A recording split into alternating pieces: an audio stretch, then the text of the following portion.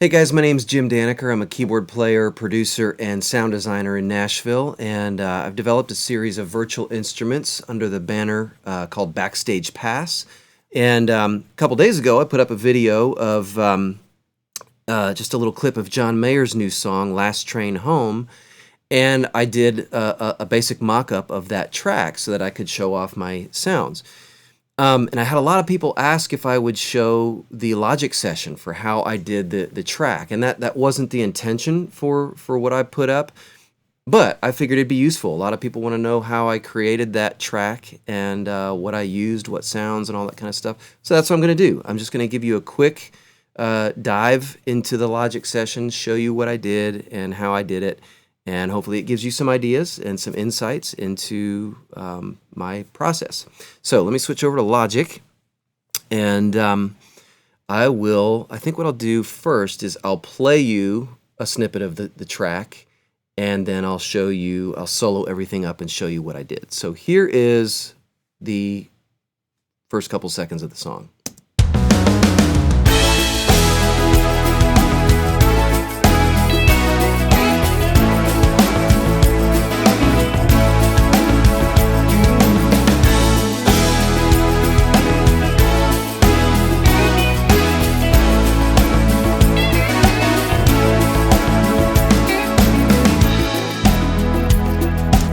Okay, so there you go. You get the idea. I basically tried to recreate the overall vibe of the song without getting super picky. Thing is about this song, one of the things that makes it so great is it's so simple. There's not much to it. Live drums, some percussion parts, the signature keyboard part, and then a couple guitar tracks. There's really not much there. It's super simple in terms of production, and I think that's one of the things that makes it really work. So that's kind of what I tried to get across. So let me show you what I did. I'm just going to go track by track and solo each of them. First things first, the drum kit. Let me pull that up. That is a kit. I forget the company that makes this. It's called, it's Get Good Drums. And it's called Modern and Massive. And yeah, I just love the sound of it. It sounds...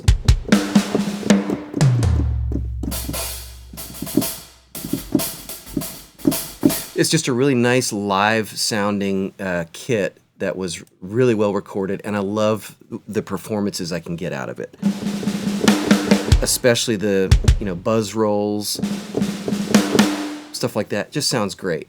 The only thing I've done to that is I put, when I'm going fast programming demos, I typically just use Logic's Compressor, which sounds great on a lot of stuff. This is the Logic Compressor with the Opto drum kit preset. I think I tweaked it a little bit. The main thing I did was I turned on the soft clipping. Here's with it. That's without it. So it gives it that extra bit of, beef, and it really kind of brings it to life. So let me solo and actually play you the main kick and snare part.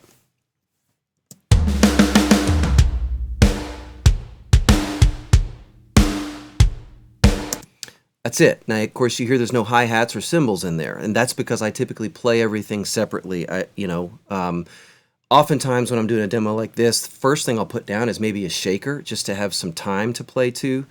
And so for that, I used a 3 shaker patterns from Stylus RMX. It's 3 different shakers, one on the left, one on the right, one in the middle, and this is what that sounds like. And again, if I'm really producing for real, if it's a real track, I typically don't use any MIDI stuff like this. I'll actually record real shakers because it sounds better, and you get the actual nuance and feel of a real performance. But for this, again, super simple. It was all programmed. So I started with the shakers, and then I put the, let me solo this stuff. There's our shakers. Put the kick and snare back in. Whoops, that's the bass.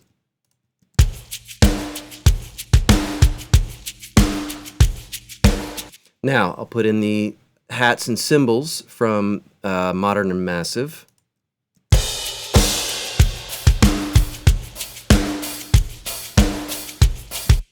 And I also use some cymbals from an old Spectrasonics library called Backbeat. I really like the sound of those crashes. That's these. Everything Spectrasonics does is so good. All right, so let me give you all of those.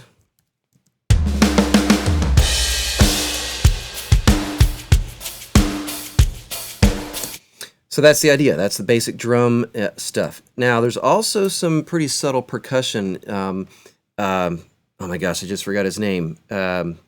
He played with Toto. Incredible percussion player. John Mayer uses him. Lenny Castro. Senior moment. Lenny Castro plays percussion. You'll see him on the video that John Mayer did, both the official video and when he played on, oh my gosh, I'm having brain issues today, late night show.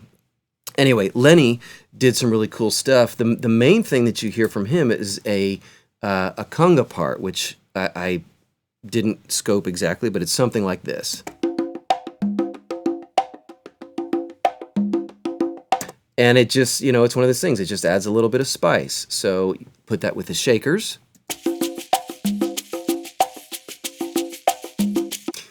You just keep adding layers. And there was still something missing.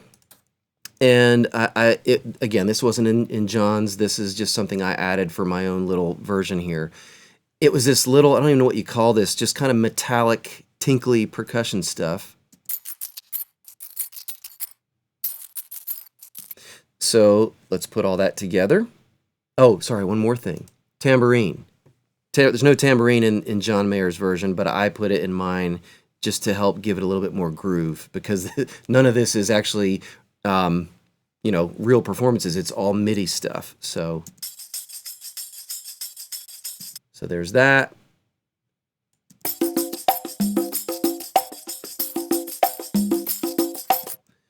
It still feels, even though it's MIDI, it still feels pretty good. And then here's the shaker.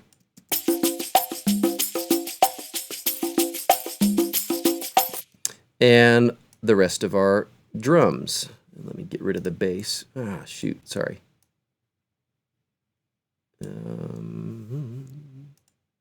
Okay, so here's all of the drums and perc together.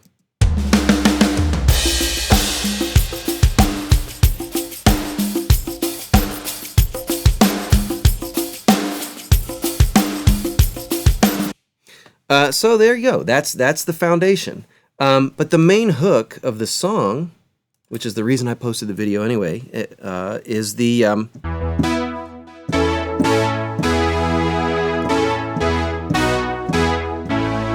keyboard part. Let me switch to my keyboard view here.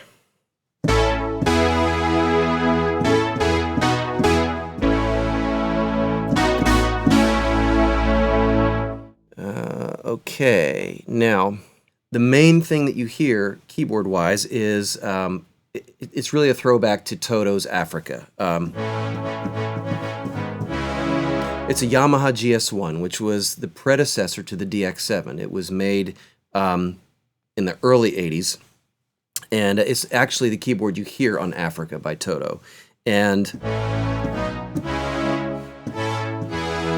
that is the majority of what you're hearing. I don't know if they actually used a GS1, but it sounds exactly like that. So that's the main layer. Another thing I added, and it's more felt than heard in the context of the track, a little bit of old Roland MKS-20 piano, digital piano from the mid-80s. Just gives it a little bit of bite when you layer it in with everything else. Now, you see Greg Fillinganes in John Mayer's video. Greg is an iconic, legendary keyboard player, and he's got, in his video, he's got a sequential Prophet 5 and a Roland Juno 106. Actually, it's the home version, crazy enough, with speakers called the HS60. And that is probably responsible for this type of thing. This is kind of more of a Roland type sound, but it's still coming from, in my case, DX Dreams. And one last part, Oh, sorry, there's nothing on that track. Oh, yeah, it's this guy. This is a layer. This is a bunch of DX7s layered together. It's called a TX816 module.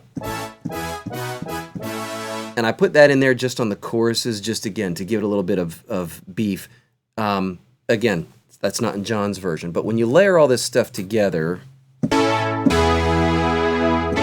there's the main 3 layers. And so let me actually play you the part.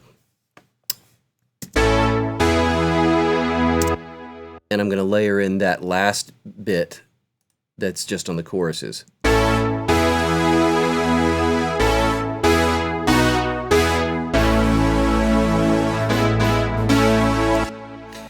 So that's it. That's the main hook. And then last, I did just a couple little super crazy fake guitar parts. One of them I rendered as audio, so I can't show you the original, but that's this guy.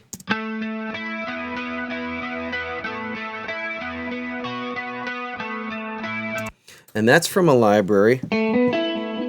Different sound now called up. This library is one of my favorites for electric guitar mock-ups. I'm not a guitar player, but I get so many ideas across just using this. It's called Evolution Strawberry Guitar. I think it's by Orange Tree Samples, if I'm not mistaken.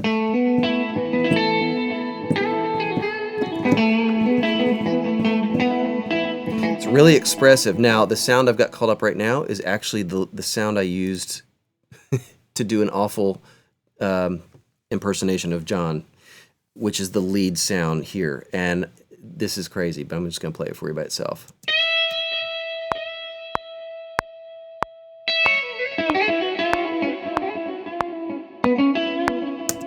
Okay, truly awful. But, again, just to get the idea across,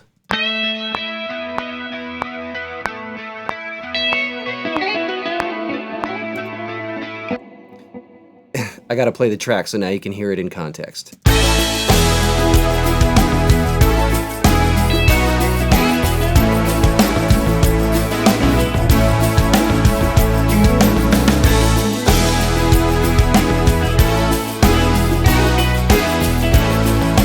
So anyway, if I were doing a real production, obviously I would hire a real guitar player. But again, this is just for fun. Last thing. Oh, sorry. I forgot about bass. Let me come back to bass in 1 second. There's an acoustic guitar part that I put on the B section, which is this.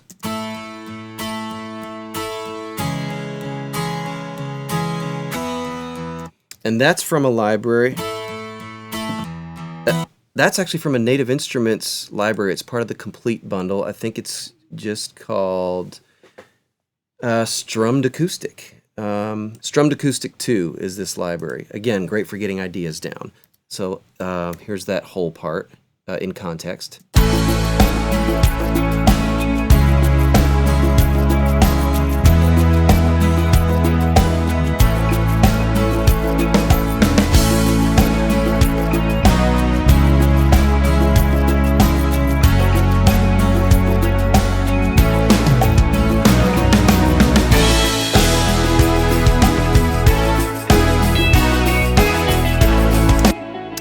There you go. Okay, last thing, bass. There's 2 different things. When I first started this, I used a synth bass, which is kind of a crazy sound. If I take all the plugins off, it's an ancient synth bass I sampled decades ago from the old Roland JV880 synth module from the early 90s. It's a sound called house bass, and I use it all the time. I love it. So I added Logic's bass amp to kind of beef it up a little bit, and then Logic's pedal board plug-in. I added this overdrive. That's without it. That's with it. And then an octave below the fundamental. So it's not what you would hear in John's version again, but I just thought it was fun.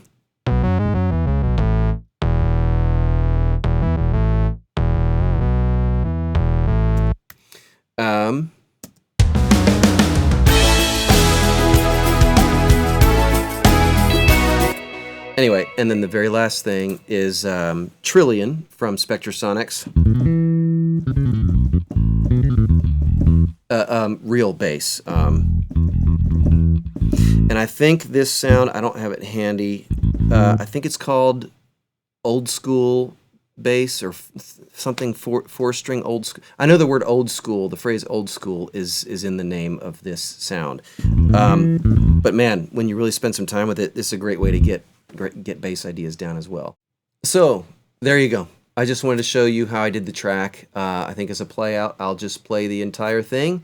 And there you go. If you want more information on DX Streams, you can find it in the video description below. Please, if you haven't already, like and subscribe to my channel. There's going to be a lot more of this kind of stuff that I'm going to do. And obviously, if you want to hear more about my sample libraries, that stuff's in the link in the description below. And yeah, holler at me. Let me know what you think. If you've got any questions, any stuff I didn't cover, stuff you want to hear me talk about, production tips or whatever, I'm going to be doing a whole series soon. So there you go. Hope you enjoy this, and talk to you soon.